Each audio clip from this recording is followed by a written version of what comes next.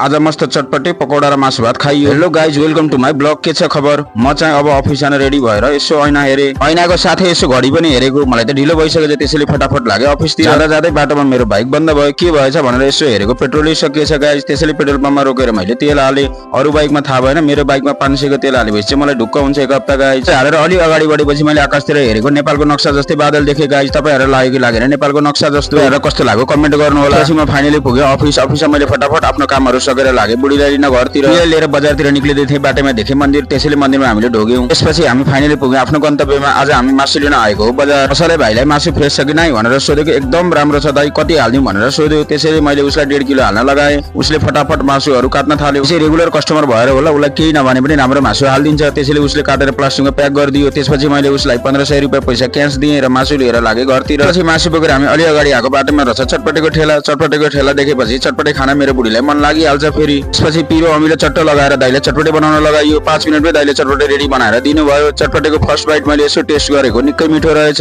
त्यसपछि सबै बुढीलाई खाना दिए। वाह कति मिठो चटपटे भन्दै बुढीले फटाफट 5 मिनेटमै गरिदिई प्लेट सफा चेट प्लेट गरिसकेपछि उसले त्यो प्लेट डस्टबिनमा फाली। डस्टबिनमा फालेर उसले फेरि अर्डर गरी पानीपुरी तुरुन्तै दाइले दिनुभयो। पानीपुरी पाएपछि उसले फटाफट पानीपुरी खाना थाली। पानीपुरी खाना पाउँदा निकै खुसी भयो कि त्यसै घरमा अघि किनेको मासु पकाउन हतार थियो। त्यसैले लाग्यौं घरतिर। घरमा पुगेर मासु मैले एउटा थालमा खलाएर पखाले। त्यसपछि पकाउन रेडी भयो। कुकरमा 5 मिनेट जति प्याज फ्राई भइसकेपछि मासु उइरिन थाल्यो। मासु त्यसमा फटाफट हालेर नुन बेसार र अन्य मसलाहरू राखेर मस्त चलाउँदै भुट्दै गर्न थाल्यौं। केही समयपछि मासुको कलर भने निकै राम्रो आइसकेको थियो। त्यसपछि मैले टमाटर पखालेर काट्नलाई रेडी बनाएँ। त्यसपछि मैले फटाफट टमाटर काटेर रेडी बनाएँ। नानी चाहिँ उता बाहिर बसेर लसुन केलाउँदै थिए। लसुन केलाइसकेपछि उसले कुट्न थाली। लसुनको पेस्ट, गरम मसला र मैले अघि काटेको टमाटर मासुमा हालेर भुट्न थाली। 5 देखि 10 मिनेट भुटिसकेपछि त्यसलाई बिर्को लगाएर सिटी लगाउनको लागि छोड्दिए। लगभग आधा घण्टाको पर्खाइपछि भने कुकरमा सिटी लाग्यो। सिटी लागिसकेपछि मासुको बास्ना पुरै घरभरि फैलिन थाल्यो। त्यसपछि थालमा खाना पस्केर बटुकामा मासु हालेर खानालाई रेडी भएर बसे। यसो एक गाँस खाएर टेस्ट गरेको, मासु त पर्लै मिठो भएछ। बा बुढीलाई कस्तो भयो भनेको दामी भयो भने पनि एकचोटि यो रेसिपी ट्राई गर्नु होला। यति नै गाइस, जाँदा जाँदै सब्स्क्राइब गर्न भने नबिर्सिनु होला। बा।